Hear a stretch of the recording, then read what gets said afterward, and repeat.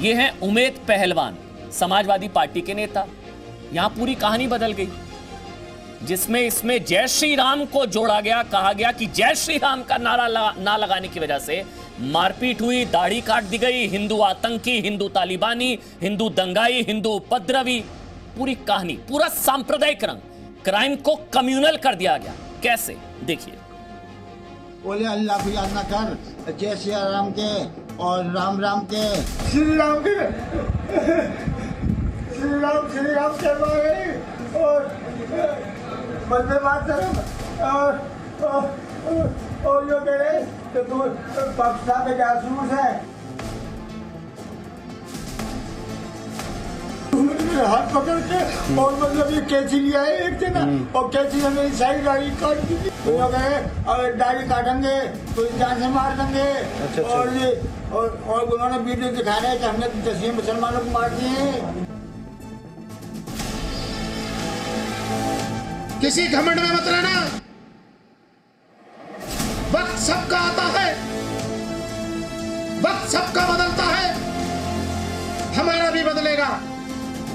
अगर इसी काम पे तुम लोग खड़े रहे तो ऐसा जवाब आपको देने का काम होगा।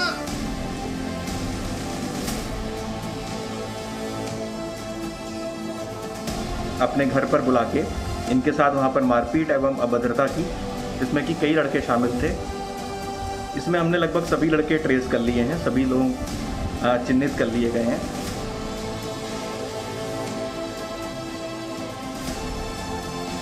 कुछ लोग उसको सांप्रदायिक रंग देना चाहते थे। पुलिस की तफ्तीश में दूध का दूध और पानी का पानी साफ हो गया। परवेज गुजर के साथ अब्दुल समद के समुदाय के ही 5 लोग और नामजद हुए हैं।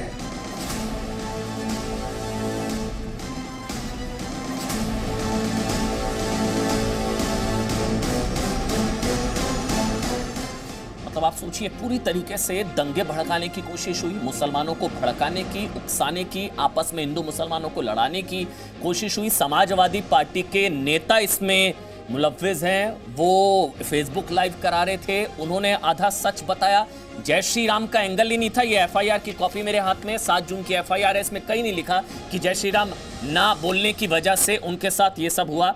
लेकिन ओवैसी से लेकर राहुल गांधी तक, अब तो राहुल गांधी ने भी ट्वीट कर दिया, हर कोई कह रहा है कि हिंदू जो है वो आतंकी, हिंदू उपद्रवी, हिंदू दंगाई, बल्कि मारपीट करने वाले में आरिफ हैं, आदिल हैं, परवेश हैं, मुशाहिद हैं, कुल्लू हैं, पोली हैं। मतलब ये जो है क्राइम का मामला था, इसको कम्युनल रंग देने की कोशिश की गई। मेरे साथ सैयद आसिम वकार, ओवैसी की पार्टी के प्रवक्ता, लाइव जुड़ चुके हैं। विनोद बंसल वीएचपी से हैं, विश्व हिंदू परिषद से। सुबूही खान एडवोकेट हैं, सोशल एक्टिविस्ट हैं। और समाजवादी पार्टी से सोमैया राणा जी मेरे साथ हैं, और जफर सरेशवाला मेरे साथ इस वक्त लाइव है। साथ ही प्रेम शुक्ला, भारतीय जनता पार्टी के राष्ट्रीय प्रवक्ता, भी मेरे साथ लाइव जुड़ चुके हैं। सबसे पहले वकार साहब, माफी मांगना चाहेंगे, या गलती से गलत हुआ, या मकसद ही था मुसलमानों को भड़काएंगे, दंगे उकसाएंगे? मैं माफी क्यों मांगूंगा, पहले तो आप ये बताएं जी। अगर मैं माफी मांगू तो जो इतने हत्याएं हुई हैं मुसलमानों की, सच्ची वाली है तो झूठी है, उसके लिए क्या आप अमन चोपड़ा और दिनी माफी मांगेंगे? तो ये झूठा वाला था, ये मान लिया आप? माफी मांगी, चलिए मैं भी माफी मांगी। अलीमुद्दीन अंसारी, सच्ची वाली तो ये झूठी है कहानी, पहले मान लीजिए झूठी है। माफी मांगी आप सर? हाँ जी, ये झूठी थी, मान लिया आपने? जी देखिए, पूरी हिंदुस्तान में जो लोग भी गाजियाबाद से बाहर रहते हैं, लोनी गाजियाबाद से, उन्होंने जब ये वीडियो देखा, लाइव देखा, तो सब ने जो दिखाया गया वही देखा। मैंने भी ट्वीट किया था, मैंने भी गाजियाबाद पुलिस से और उत्तर प्रदेश पुलिस से मांग की थी कि ये अपराधी जो है इनको गिरफ्तार किया जाए। और मैं अब आपके चैनल पर एक और मांग करने जा रहा हूं कि जिस तरह से इसमें आप लोगों ने नाम के खुलासे किए हैं, आरिफ और आदिल, क्या नाम लिया आपने? हाँ, वो नाम नहीं आपको याद रहेंगे, मैं ले देता हूँ। आरिफ, आदिल, मुशाहिद, दे रहा हूँ। जी आप थोड़ा से सुनिए बात। ये जो लोग नाम आप ले रहे हैं, अगर ये वाकई में सच है और चचा ने जो वीडियो बनाई है अगर वो वाकई में झूठी वीडियो है तो मैं आपके चैनल पर गुजारिश कर रहा हूं कि सजा दुगनी होना चाहिए उन 5 लड़कों की भी और जिन लोगों ने। अच्छा एक बात बताइए, एक बात बताइए, बहुत सही बात, बहुत सही, चाहे हिंदू चाहे मुसलमान, अपराधी अपराधी, ठीक। सजा उनको नहीं मिलनी चाहिए जिन्होंने मुसलमानों को भड़काया, उकसाया। एक मिनट सुन लीजिए पूरा, मैंने बीच में नहीं बोला, एक बार सुन लीजिए। मैं ओवैसी साहब का ट्वीट खोला हुआ है, हिंदू गुंडे, हिंदुत्व, कहां से आप लोगों ने ये भी नहीं सोचा, एक बार पता तो कर ले, इसमें हिंदू मुस्लिम है ही नहीं। पकार साहब समझिए इस चीज को, उनके इस ट्वीट की वजह से दंगे हो सकते थे। आपके कुछ, आप बड़े नेता हैं, आप बड़े नेता हैं, ओवैसी साहब बड़े नेता हैं, जब आप लोग इस तरह की बात करते हैं कि जय श्री राम नहीं बोलने की वजह से दाढ़ी काट दी गई, जय श्री राम का एंगल ही नहीं है एफआईआर में। जब आप लोग कहते हैं कि हिंदू आतंकी, हिंदू दंगाई, हिंदू उपद्रवी, हिंदू गुंडा, हिंदू ये, पता लगता है हिंदू है, हिंदू, सुन लीजिए पूरा, पता लगता है हिंदू मुस्लिम है ही नहीं। पूरा सुनिए, पूरा समझिए, पता लगता है हिंदू मुस्लिम है ही नहीं, इसमें तो मुस्लिम है, मुसलमानों ने मुसलमानों की दाढ़ी काट दी, आरिफ, आदिल, और हिंदू मुस्लिम का मामला ही नहीं।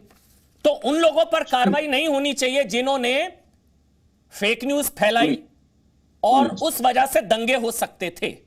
अब बोलिए बकार साहब। अगर दंगे होना होते तो जब पहलू खान की हत्या की गई थी उस वक्त दंगे हो गए होते, मुसलमान ने कर दिए। जब अफराजुल को जिंदा जला दिया गया था तब दंगे हो गए। तो आप हर किसी में पहलू अलीमुद्दीन अंसारी को मारा गया होता तब दंगे हो गए। दंगे नहीं हुए इसका मतलब यह है कि मुसलमान दंगे नहीं चाहता है। मुसलमानों को भड़काने की कोशिश तो की गई, ओवैसी साहब लेकिन दंगे नहीं चाहते। ये आप मान रहे हैं ओवैसी साहब भड़काने की कोशिश कर रहे थे मुसलमानों को? कैसे हो जाएंगे सर? ये आप मान रहे हैं? क्यों आप पहली बार आज आप डिबेट में काफी चीजें मान रहे हैं कि ओवैसी साहब भड़काने की कोशिश कर रहे थे मुसलमानों? नहीं भड़काने की कोशिश। और आपने ये भी बोला कि ये जो असली हुई ये फर्जी, आपने माना वकार साहब? आपके नेता ने बोला जय श्री राम और हिंदू गुंडे, पता लगा ये तो भाई। अगर मैं एक सवाल पूछता हूं, सुनिए बकार साहब, एक सवाल पूछता हूं, अगर इसमें 6 के 6 हिंदू होते, चलिए मैं एक सवाल पूछता हूं, 6 के 6 हिंदू मान लिया, अभी नहीं है इसमें तो 4 मुसलमान है, 6 के 6 हिंदू, इन्होंने अब्दुल समद साहब की दाढ़ी काटी, गलत किया, तो ये सारे आतंकवादी होते, ठीक, जो कि चल रहा है सैफरन टेरर। अब इसमें 4 मुसलमान है, तो क्या आप बोलेंगे मुस्लिम आतंकी? 2 हिंदू तो हिंदू आतंकी, 4 मुसलमान, तो एक बार बोलिए मुस्लिम आतंकी, बोलिए एक बार। जो आतंक फैलाने का काम करे, हाँ जी, चाहे उसमें आसिम वकार हूं और चाहे मानक गुप्ता हूं, अगर हमारे वजह से आतंक फैल रहा है, दहशत फैल रही है, तो चाहे आसिम वकार हो और चाहे मानक गुप्ता हो और चाहे सुभाष चंद्रा जी हो, अगर हमारी वजह से आतंक फैल रहा है तो हम आतंकी।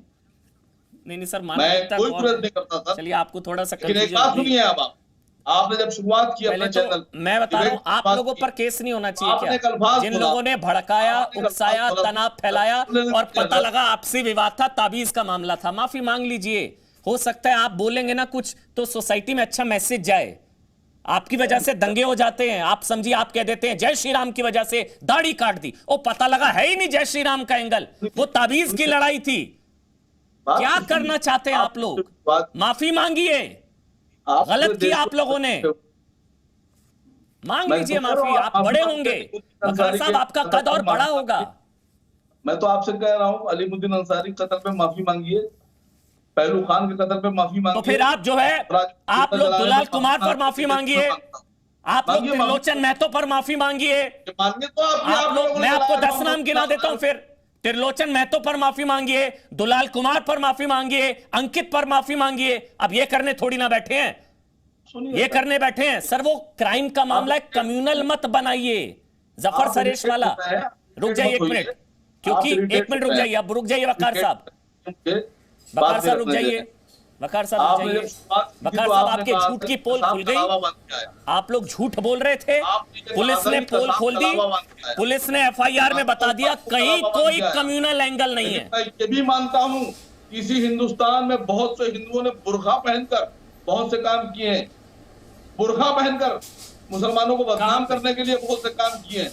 आप इस बात को इनकार नहीं कर बताइए सकते। कहाँ, बताइए कौन सा, उनका बताइए। पहन कर ये भी देखिए एक आता और है। फेक न्यूज, ये कलावा वाला छलावा, इनको हिंदुओं को गाली देनी है, कैसे भी मौका नहीं चूकेंगे। बताइए एक उदाहरण दीजिए, दीजिए उदाहरण, मैं आपको फिर 5 उदाहरण दूंगा। एक उदाहरण दीजिए मेरे को, जगह के साथ, नाम के साथ, एक उदाहरण जहां हिंदुओं ने बुर्का पहन के ये सब किया। एक उदाहरण, एक चुनौती। देखिए अभी एक नाम ले रहा हूँ यति नरसिम्हानंद राव का, क्या नाम उसका, यति नरसिम्हानंद, जो हाँ, वो गाजियाबाद उन्होंने का है। बुर्का पहन के किया था ये सब। तो आपके हिसाब से वो करना चाहिए? नहीं नहीं नहीं नहीं नहीं, आप समर्थन करते भागेंगे हैं नहीं, आप भागेंगे नहीं वकार आप साहब। समर्थन करते हिंदुओं ने हैं? बुर्का पहन के ये सब आप किया। समर्थन एक करते हैं? उदाहरण वकार साहब, नहीं गलत, आपके लिए आप वो बोलिए मैंने गलत गलत बात बोला। है। आप उसको आप लोग, कह रहे आप हैं। लोगों की आदत है हिट एंड रन, हैं? हिंदुओं के मानवता खिलाफ लिए वो बोलेंगे, भाग यति जाएंगे। मुझे एक नरसिम्हानंद उदाहरण दे दीजिए वकार साहब। गंदी गंदी भाषा बोलता वकार है वो। साहब गलत बोला, वो आपके चलिए मैं लिए बोल रहा हूँ उसका गलत बोला, गलत गलत आपने स्टेटमेंट आपको उनका, मैं आपके पैरवी साथ। करते हुए। वकार साहब गलत यदि बोला, नरसिम्हानंद की ठीक, अब मेरी बात पैरवी सुनिए। करते नहीं हुए आपको। नहीं नहीं नहीं वकार साहब भागेगा नहीं, हद आप खराब फंस कर गए, रहे हैं। भागेगा नहीं। आपने बोला हिंदू बुर्का मैं कह पहन रहा के हूं करते कि हैं। आप- मुझे एक उदाहरण दे दीजिए, मैं आपको अभी 10 उदाहरण दूंगा अभी आपके सामने। मैं कह रहा हूं मुझे कि एक आप- उदाहरण दे दीजिए आप वकार साहब, वरना माफी मांग के जाइए आज। मत बोलिएगा आज के बाद, आप लोग झूठ बोलते हैं, दंगा फैलाते हैं, तनाव फैलाते हैं, सांप्रदायिक तनाव फैलाते हैं आप लोग। उसकी भाषा का मुझे एक बात का जवाब चाहिए कि जी न्यूज यदि नरसिम्हानंद के साथ है या उसके खिलाफ है? मैं बोल रहा हूं जवाब अगर, दीजिए। हाँ उन्होंने जो स्टेटमेंट और दिया, आप जवाब अगर वो दीजिए तो उकसाने जवाब- वाला है तो गलत है। मैं मैं एक मिनट, नहीं नहीं नहीं, मैं बताता हूं। अब आप सुनिए मेरी बात। अब आप उसमें भाग रहे हैं, सवाल है। अब आप भाग रहे हैं, अब आप भाग रहे हैं। मैं आपको कुछ फैक्ट्स बताऊंगा। जफर सरेशवाला के पास मुझे जाना है। हो गया हो गया हो गया, आपने झूठ बोला, आप पकड़े गए, एक उदाहरण नहीं दे पाया। आप मुझे एक उदाहरण दे दीजिए, मैं आज चुनौती दे रहा हूं। बहुत आसान है हिंदुओं के खिलाफ बोलना। आपने बोला हिंदू बुर्का पहन के दंगा करते हैं, हिंदू बुर्का पहन के दंगा करते हैं। अपने शब्द वापिस लीजिए, वरना मुझे एक उदाहरण दे दीजिए आप। मान रहे हैं ना, एक उदाहरण दे दीजिए, वरना माफी मांगिए। गालियां बकते हैं, ये मानते उन्नाव हैं में, सुनिएगा आप जितने भी लोग मान रहे हैं देख रहे हैं, उन्नाव में अब मदरसों के आरोप लगा, शांत शांत शांत शांत शांत, बस हो गया। उन्नाव में शांत हो जाइए सर प्लीज। शर्म करिए। वकार साहब कोई पत्रकार कहते हैं, ठीक है, आप वकार बुराई साहब। का विरोध नहीं कर सकते। उन्नाव आप में, पत्रकार कहते हैं अपने आप को। चलिए आप ऑडियो बना, डूब मरिए आप पानी में जाकर। चलिए सर, जिसको डूब मरना है ना, जो दंगे फैला रहा है, मैं तो दंगों वालों की पोल खोल रहा हूं, दंगा जीवियों की। मैं डूब मरा ना, दंगे फैल जाएंगे, इसलिए मेरे को ताल ठोक के करने दीजिए। अब शांत रहिए। अब आप उन्नाव के अंदर सुनिएगा, जितने भी लोग ताल ठोक के देख रहे हैं, उन्नाव में आरोप लगा कि मदरसों के छात्रों से जबरन जय श्री राम कहलवाया गया। सच सामने आया, क्रिकेट मैच को लेकर विवाद था। गुरुग्राम में वीडियो सामने आया, टोपी गिराने का आरोप लगा कि जय श्री राम का नारा लगवाने का आरोप। सच सामने आया, आपसी विवाद था। करीमनगर में जय श्री राम ना बोलने पर पिटाई की खबर आई। सब सच सामने आया, लड़की छेड़ रहे थे वो लोग। अलीगढ़ में ट्रेन में टोपी उछाली, आरोप लगाया कि जय श्री राम ना बोलने पर। पता लगा मदरसा ना जाने को लेकर बच्चे ड्रामा कर रहे थे। ये मेरे पास इतनी लंबी लिस्ट है जो फेक न्यूज फैलाते हैं आप लोग हिंदुओं के खिलाफ। जफर सरेशवाला जी, मकसद क्या होता है इसका, क्या होता है इससे? मुझे याद है मैंने हामिद अंसारी का इंटरव्यू किया था। जफर जी, मैंने उनसे सवाल पूछा था, हिंदुस्तान जन्नत है मुसलमानों के लिए, पूरी दुनिया, हिंदुस्तान से खूबसूरत बेहतर मुल्क पूरी दुनिया में नहीं है मुसलमानों के लिए, जन्नत है। फिर भी कहा जाता है मुसलमान डरा हुआ है।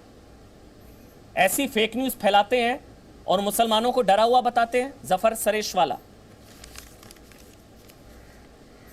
देखिए अमन जी, ये जो किस्सा है उसके बारे में मैं बताऊं।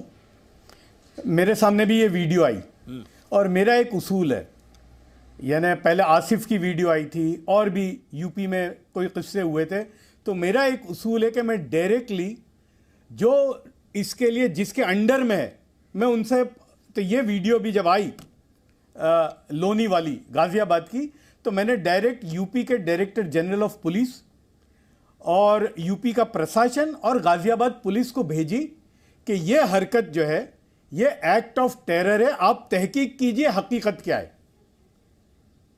मुझे 3-4 घंटे में गाज़ियाबाद की पुलिस ने जवाब दिया और उन्होंने कहा ये जो आप कह रहे हो उसमें पूरा लिखा था कि भाई 7 जून को FIR दर्ज हुई थी और हमने 3 लोगों को या 4 लोगों को गिरफ्तार किया, उन्होंने नाम दिए मुझे। ठीक।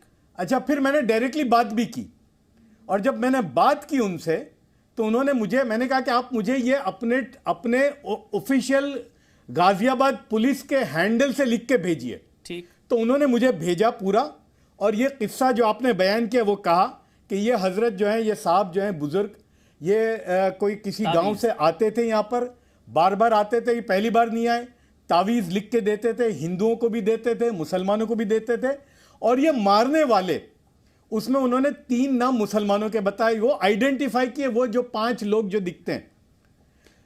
तो मैंने ईमानदारी के साथ मैंने फौरन ट्वीट किया कि भाई ये अब जो रिप्लाई जो आया है मुझे गाजियाबाद पुलिस से, उससे एक बात यह है कि ये हेट क्राइम नहीं है। हाँ, ये बहुत ही घिनौनी हरकत है। एक बूढ़े आदमी के साथ जिस तरह से उसको मारा गया, उसकी दाढ़ी काटी गई, ये एक बहुत ही घिनौनी हरकत है। और मैंने फिर उसमें ये लिखा कि ये मुझे बड़ा ताज्जुब होता है कि ये जो बच्चे हैं, जो नौजवान थे, ये 19 या 22 साल के रखते थे, तो मुझे लगता है कि ये माँ बाप ने इन बच्चों की कैसी परवरिश की। लेकिन एक बात सामने आ गई कि ये हेट क्राइम नहीं है। मुझे एक चीज हाँ, ये बताइए, एक्ट ऑफ क्राइम है। भाई एक चीज और बताइए, उसकी फायदा क्या होता है अगर इसको, क्राइम को कम्युनल रंग दे दिया जाता, ये कह दिया गया कि जय श्री राम ना बोलने की वजह से दाढ़ी काटी गई, झूठ बोला गया, हिंदू आतंकी, हिंदू उपद्रवी, हिंदू दंगाई, हिंदू ये, हिंदू वो, पता लगा कि उसमें मुसलमान भी थे। फायदा क्या होता है? ये इससे अपीजमेंट होती है, वोट बैंक खुश होता है। 2022 के तहत ये सब हो रहा है, कल मंदिर आज राम, कब तक करेंगे बदनाम? होता क्या है इससे, फायदा क्या होता है जफर भाई? देखिए, मुझे तो नहीं लगता क्या फायदा होता है, बताइए। कोई फायदा नहीं है। और मैं आपको, आपने जो बात कही, मैं बिल्कुल अभी भी कहता हूं कि हिंदुस्तान से बेहतर मुसलमानों के लिए कोई मुल्क नहीं है। इसलिए कि मैं यूं ही नहीं कह रहा, कम से कम 50 मुल्कों में मेरा जाना हुआ है, और ऐसे ही जाना नहीं हुआ, मैं रहा हूं डिलीट कर दिया अच्छी तरह से। और आपने भी लिखा था दीज आर टेररिस्ट। मैंने ट्वीट में लिखा ना, बिल्कुल नहीं, मैंने लिखा है उसमें कि अब ये हेट क्राइम नहीं है, बिल्कुल लिखा है मैंने, क्या मैंने ये लिखा था, मैंने कहा था, लेकिन ये हेट क्राइम नहीं है, ये एक्ट ऑफ क्राइम है। और मैंने वो गाजियाबाद के पुलिस ने जो मुझे भेजी, उसको मैंने रीट्वीट भी की। मैं एक सवाल आपसे तो इंसाफ का तकाजा ये है कि जब सही बात सामने आ गई। जफर सरेश वाला, आप अपनी कम्युनिटी में बहुत ही रिस्पेक्टेड हैं, बुरा मत मानिएगा, मैं जो सवाल आपसे पूछने जा रहा हूं, बहुत रिस्पेक्टेड हैं, आपकी एक एक बात का वजन होता है, आप जो बोलते हैं उसको लोग सुनते हैं, फॉलो होते हैं। आप जब ऐसी कोई भी खबर को सबसे पहले देखते हैं, आपको नहीं लगता कि आपको पहले फैक्ट्स ले लेने चाहिए, फिर उस पर कुछ लिखना चाहिए? आपने जिस शख्स को, मैं उसका नाम भी नहीं लूंगा, वो फर्जी फैक्ट की दुकान चलाते हैं, उनको आपने रीट्वीट किया जो सबसे पहले फेक न्यूज फैला रहे थे, उस पर आपने लिखा दीज आर टेररिस्ट।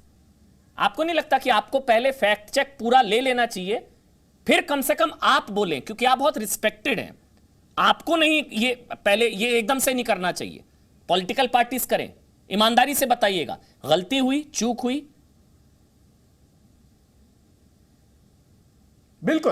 बिल्कुल मैं उसमें कहने के लिए बिल्कुल मुझे कोई दरेक नहीं है। हाँ, कि मैंने गलती की, मुझे डायरेक्टली, और मैंने किया, एक्चुअली मेरी ट्वीट जो है मैंने डायरेक्ट पुलिस को ही की। हाँ, लेकिन आज ये इस मामले के बाद एक बात पता चल गई कि बगैर सोचे समझे बंदूक चलाना ये बिल्कुल गलत है। हमको तहकीक करनी चाहिए उस इलाके की जो पुलिस है या जो प्रशासन है उनसे, और ये मैं करता था, मैं ये हमेशा करता आया हूं, मेरे से भी गलती हुई। हमको ये बात बिल्कुल, यानी अगर गलती हुई है और गलती को मानने में कोई छोटा नहीं बनता, कोई